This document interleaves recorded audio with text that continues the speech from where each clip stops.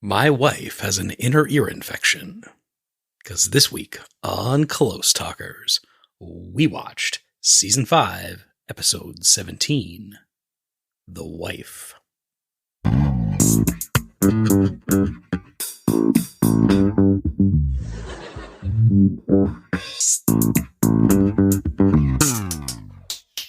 Hello, Katie. Hello, Derek. How did you enjoy The Wife? As my grandmother would say, half na pew. Hmm. You know what? No, I'm going to say not really. Okay. Did you enjoy it? There were funny parts. I think probably the funniest was the, one scene where Jerry and Elaine were arguing about peeing in the shower. I think that was probably the funniest scene. Were they arguing about it? Whether or not it's gross. I thought they both thought it was gross because Jerry doesn't do it. Oh, did I say Jerry? I meant George. Yes. You laughed when Kramer said, "My wife has an inner ear infection." I did. That's all I laughed about with Kramer in this episode. So this episode was written by Peter Melman. It was directed by Tom Sharonis. It aired on March 17th, 1994. Screen Crush ranked it as the 74th best episode. And Vulture.com had it at a 95. Yeah, I think that's fair. Who were the guest stars? The Wife guest starred Courtney Cox, playing the role of Meryl. When Jerry says to the dry cleaner, Meryl Seinfeld, I thought he was giving her a fake name. I thought so too. She was in Scream. I don't think we need her credits. Scream 6. Scream 4. Scream 2. In that order? No. They were all in the regular order, except Scream 5 was also called Scream. She was in Cougar Town. And a tiny little show called... When did this coincide with Friends? This was 6 months before she made her Friends debut. Oh, okay. That's what I wanted to know. We had Scott LaRose, who played the role of Greg. He was in Life with Louie. He was in 3 episodes of In Living Color. And he was in something called The Blair Bitch Project. Greg was the gym guy? Yeah. Okay. We had... So, to what you just said... Often the guest stars, it'll be like the actor and their character name. And it'll be like, I don't remember them saying this character name Never. At all in the episode. So Joseph Ragno played Marty. Who's Marty?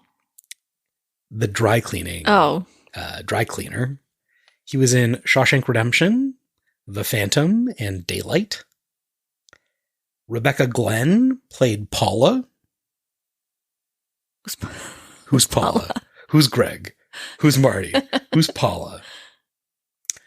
She was the woman whom Jerry met on the street and had her dry cleaning done. I just wanted to look her up to figure out whether or not that was her voice or not. So she was in Tracy Takes On, White Mile, and director of 2009's movie First Stop, Iowa. That was not her voice. Oh. They recorded the scenes and then they wanted her to be more exotic. So they hired a voiceover actor to record everything she said, but with a French accent. Yeah. Just for creative reasons. I had a thought. Do you think they name the characters so that the guest stars get paid more? Like if you're a dry cleaner, I wonder if there's a different SAG level that you get if your character is named or not. So that's why they name everybody, even though you never hear it. I don't know. Interesting. Looking out for the little guy. Maybe. Jerry Seinfeld. Looking out for the little guy. Well, let's throw it back to last week when I asked you if you remembered The Wife. Jerry pretends to have a wife to get free dry cleaning, or cheaper dry cleaning. So? How'd I do? I think you nailed it. I'll read the synopsis. Jerry's girlfriend poses as his wife for a dry cleaning discount. Elaine gets mixed signals from a guy at the gym. George pees in the shower. What did you expect when you read George pees in the shower? This exactly. At the health club? No, I didn't assume it would be there. I thought he would just bring up that he pees in his own shower and they were going to talk about it. Right. Because everybody pees in their shower. No? No. What? You get out? I hold it. Well, It's bad for the kidneys. I usually use the toilet before I go in the shower. Well, you usually shower after you poop. Let's put things in the right order. As part of my morning routine when I'm showering, one of the things that I also do is poop. Okay, but I gotta be clear. This is peeing in the shower when the water is running while you're showering, not just standing in a dry shower and peeing. Obviously. Okay, well, no, I had to make that clear. Because some people say it's all pipes. Well, I mean, it is all pipes. We don't have a special pipe for the toilets in our house that is different than the other pipes. But I've heard the argument that doesn't matter where it goes, but I would say if you're not having a shower, you cannot pee in the shower. I would maybe make that a little bit more broad and say you're not allowed to pee in the shower. So why not? You're having a nice, in that shower, hot water's dripping all over you. You got the nice steam going up everywhere. And what do you really want in that? Some urine smell just like wafting. It gets immediately washed down the drain. I think because you're like, I can already stand to pee. Oh, I see. So it's like, this isn't novel for me or more convenient. Although I have heard the argument that over the course of a year, you can save like 1,000 liters of clean water if you pee in the shower. There you go. So should you hold it till you're in the shower? Well, I think they like, it's like if you avoid flushing the toilet once, showering every day. I don't know if I told this story on the podcast. I hope not. In university, my roommate was like super eco-conscious, and she convinced me to like that we wouldn't flush if it was just pee. If it's yellow, let it mellow. If it's brown, flush it down. Yeah. So I did that for a year. I wouldn't now. Let's just. I think. I have this idea of my like environmental philosophy, and it's nihilism. Okay. There's nothing that we can do that will make a difference. Yeah. This whole your carbon footprint is just all BS that has been pushed to us, shifting the responsibility of course. from the 7 organizations that cause 95% of the pollution. Mm-hmm. I mean, I still don't want you to leave lights on when you leave the room. Yeah, that's just annoying, though. So where are we? Have we started talking about this episode yet? Not really. We're at the stand-up. Do you follow the dry clean only label? Absolutely not. Do you remember when I had that sweater that you bought me that I washed and then accidentally I meant to hang dry it, but I just like grabbed everything that was in the washer before I left for work, and then I dried it and it shrunk and you gave it to the dog? My mom gave you that sweater. Oh, yeah. It was cashmere. I know. So our dog wore a purple cashmere sweater sometimes because it was too nice to throw away. I didn't mean to. It was like 5 a.m. and I took everything that was wet in the washer and put it in the dryer. And because of that, you've never done laundry since. That's a lie. No, I don't dry clean anything, even things that say dry clean only, because I don't wear like, even in an office job, I didn't wear suits and like formal office stuff. Yeah. And I wouldn't buy stuff like that because I didn't want to dry clean anything. And now like I put formal dresses in the washing machine and they're fine. Yeah. I just hang them to dry. I don't put them in the dryer. But I do have a wool sweater that I've never washed. I should probably take it to the dry cleaners. I'm in the similar boat to you. Like I so infrequently wear suits, but like the only way I will clean a suit is dry cleaning it. Right? It's like, for me, it's like weddings and. So when's the last time you've taken things to the dry cleaners? Do you just have a pile of dirty suits in your closet? They're clean enough. Okay, so yes. The answer is yes. Can I take things to the dry cleaner for you tomorrow? Sure. Okay. The sign at our dry cleaners is leaning. They've got like a retro style, like they have a drive-through area. Oh, like I was going to ask, who's our dry cleaner? Well, the one down the street. There's a closer dry cleaner than that one. Well, there is. The one with the statue of the rapist? The one with the statue of the rapist. Would you like to explain that to our listeners? No, first I'm going to talk about the arch that's falling down. Okie dokie. So this is like a, cleaners that's been there since the 60s. So it has this funky, like, huge concrete arch over the drive-through area. Yep. And it is probably 30 degrees leaning into the street. I don't think, I was going to say like 15. It looks dangerous. You want to talk about the rapist? Oh, so the closer dry cleaners that I forgot about has like 3 or 4 parking spots beside it. And then the one that's closest to the sidewalk is like a regular shaped spot. So it's not really, you couldn't park there unless it was a motorcycle. And was it like 10 years ago now? Oh, no, I think more like 5. This group rented the spot from the dry cleaners. A religious group. Yeah. And a cult. They put benches and planters to like pretty up the street. It's a cult. And a statue of this guy. Their leader. With a bronze plaque that just says Sri Chinmoy. Dreamer of world peace. And this statue is really creepy looking because he has this, I think it's supposed to be a benevolent expression on his face, but it's kind of like smarmy. And he's sort of walking in robes. I'd be pretty smarmy too if I had a religious group where I was allowed to doink all of my lady followers. Yeah, so he's one of those gurus who like sexually abused lots of people. He's dead now, but he's got followers in Ottawa, and they put up a statue to him at the end of our block. And it makes me mad every time I see it. Yeah. Don't tell anyone, but I've thought about like pulling it down.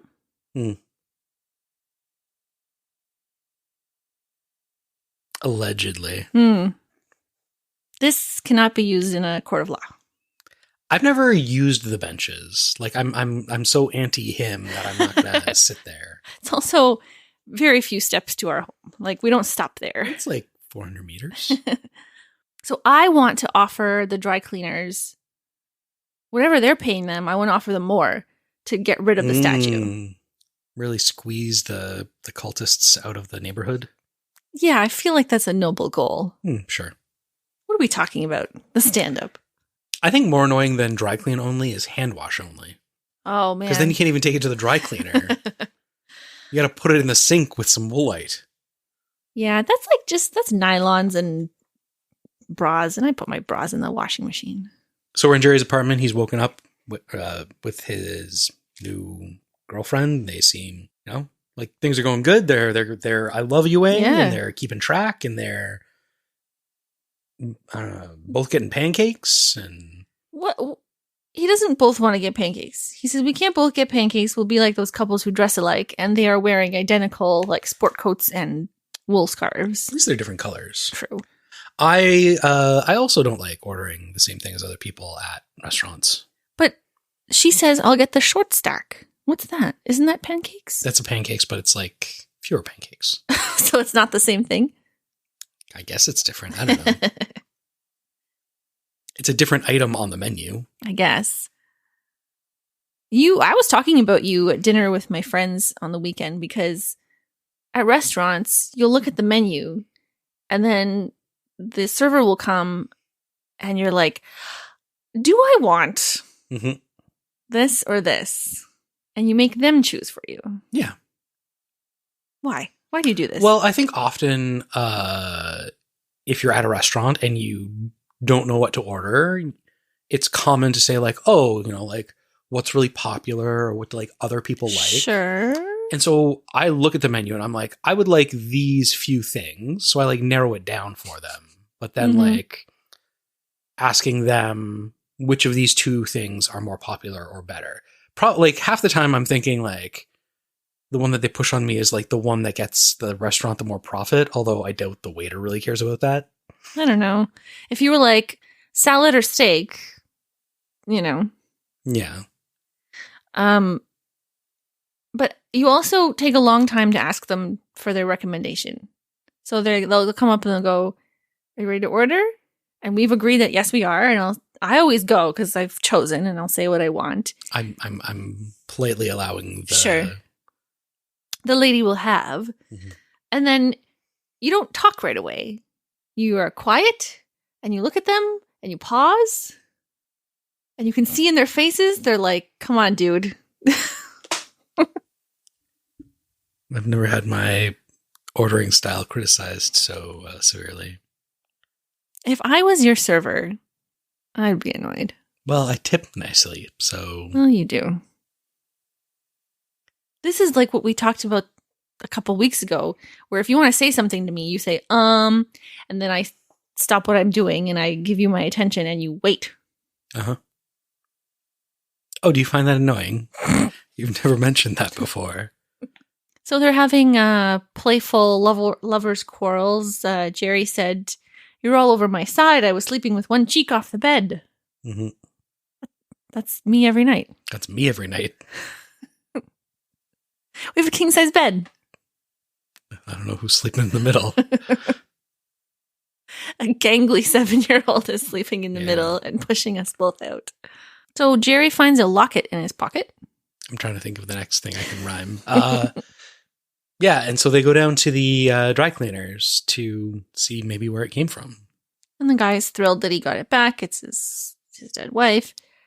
And he offers Jerry discount on dry cleaning. And Meryl jumps right in there. Like, she rabidly wants this dry cleaning discount. This is a different dry cleaner. We've seen the one where Jerry goes to the dry cleaner and wants the dry cleaner to admit that he shrunk the shirt. Yeah. I think there's another dry cleaner later, unless I'm thinking of a different series. Well, there's the laundromat, there's the first dry cleaner, and then there's this dry cleaner. Yeah. Maybe one is at the end of his street, and the other one is like a block down from that. Maybe it closed because they kept shrinking shirts.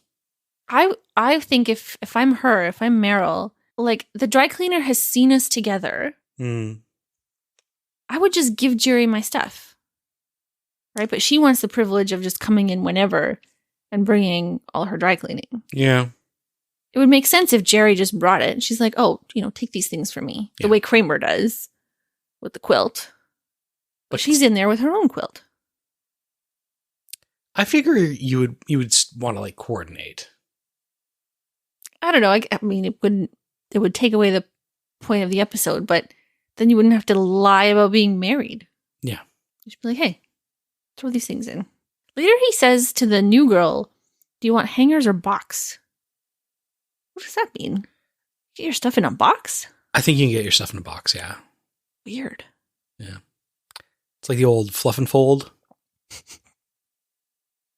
I got my wedding dress cleaned at the cleaners with the falling sign, not the cleaners with the rapist on the corner. Mm-hmm. And, they do the service where they clean it up for you and box it and wrap it in stuff. This box was so big and I did not have a fluffy giant dress. The box was at least a foot tall and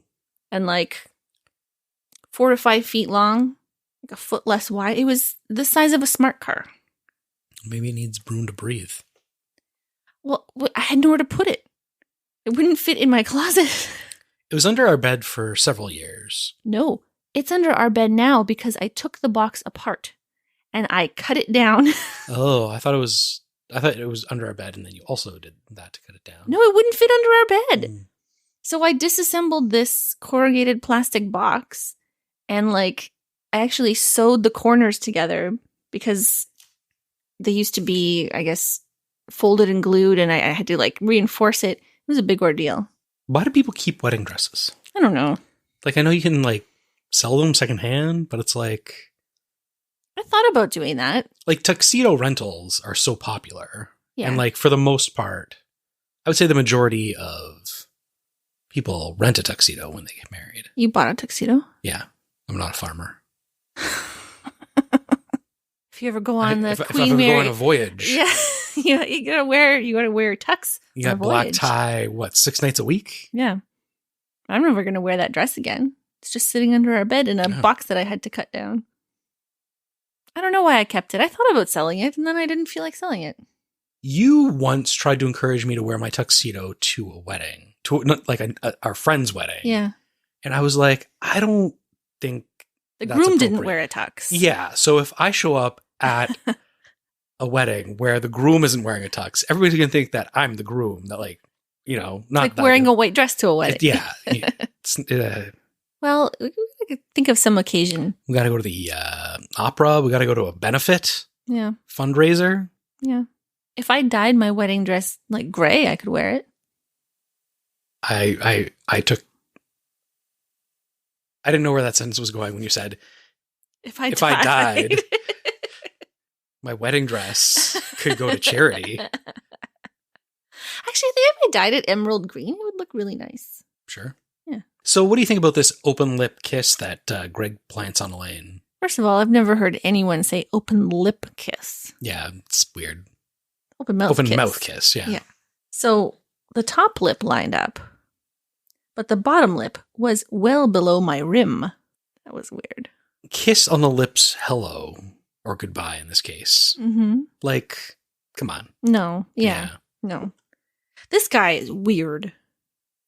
Why does Elaine like him? I don't know why she likes him. Later in the episode, she says, what does she say? He ignores me and pays no attention to me. Doesn't pay attention and ignores me. I respect that. He's negging her. He is negging her. This is the first instance of negging. No, Kramer already negged somebody. Oh, yeah, that's true. Yeah, he's awkward. He's kind of like rude. He's also wearing like hand protectors on a stair climber. What was that? I don't know. And that like leany back little kicks machine. He's doing the not the stair climber but the stepper. So like little tiny steps and then little tiny kicks. And she's reading everything wrong into everything that he does. He left the sweat on the machine because he knew I was going to go next. It's a sign of intimacy. He wipes the bottle. He doesn't want my germs. He should crave my germs. I think it's more gross to, like, if there wasn't signals being thrown back and forth here, which there weren't maybe, but whatever. If you're like, oh, can I have a drink from your bottle? And then you used your dirty, disgusting, sweaty gym shirt to wipe my bottle, I would be so upset. I'm surprised Elaine took the bottle back. Your bottle. Yeah. So one part of Jerry's story that I didn't think paid off as well as it could have is when Jerry and Meryl are at the dry cleaner and they've both brought in their items, and Uncle Leo spots them and then finds out that Meryl, is supposedly Jerry's wife, and then gets on his bus before Jerry can explain. And then Jerry gets this like call from his family, and the story just kind of goes nowhere. Yeah. There was a lot more Seinfeld family like his parents were pretty chill for having heard their son got married. Yeah. There's too much else going on in this episode. Do you know where I can get some good olives? Ooh, a task. Actually, yes. Costco Castelvetrano olives? Oh, yeah. Those are really good olives. I think they're olives for people that don't like olives. Because they're not briny. They're more like a fruit. Like they're not sour. They're not salty. Yeah. They're not tangy. They're not... they're just giant green delicious olives. Like very savory. Without being salty. Yeah. Without being overly salty. Yeah. You could eat like 20 of them. Yeah. This episode brought to you by Castelvetrano olives. They're actually a fruit. They are. Yeah, I'm just looking at my notes more, and like there's so many more things in Jerry's story that I think had potential and just like didn't pay off. Like bringing the syrup to the diner for the pancakes, and then they get confronted by the chef, and we don't allow any outside syrup, jams, or condiments. And then, like, at the end of the episode, you know, he gives her the bottle of syrup. Like, I don't know. I felt like there could have been, like, more there. I think for once, Jerry has a substantial story. And there isn't room for 3 other storylines. Yeah. And they're just trying to cram it all in. Yeah. If the other characters had been, like, supporting Jerry's story, I think it could have gone somewhere, maybe. The A story here is Elaine and Greg. Well, no, I think the A story is Jerry and Meryl. It's supposed to be, but the better story. I think what you remember. Yeah.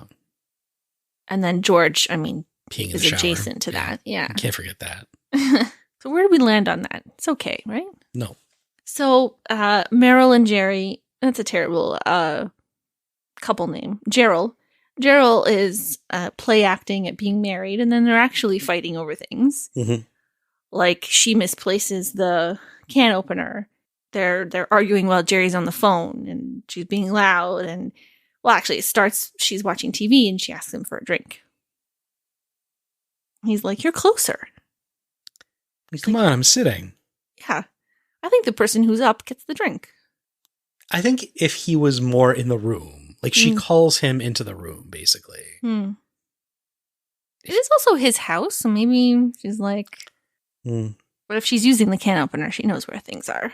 So I don't think she was using the can opener. He was just like, he was looking for the can opener. And I think the first thing she says was, I didn't touch it. And then he's like, well, it's not here. She's like, in the top drawer. It's where I'm looking. So she does know where it's supposed to be. Yeah. Let's just quickly address Kramer in this episode. At that point, he comes in with the can opener in his robe pocket. Stumbling, she says, I need coffee, and falls into the floor. Question, does Jerry drink coffee at home? Well, if you remember when Mr. Bookman comes to visit, he says he doesn't keep coffee in the house. He doesn't have Folgers crystals. So why would Kramer come over for coffee then? Well, we've established that like continuity in the Seinfeldiverse is questionable at best. Kramer can't sleep because he doesn't have his quilt.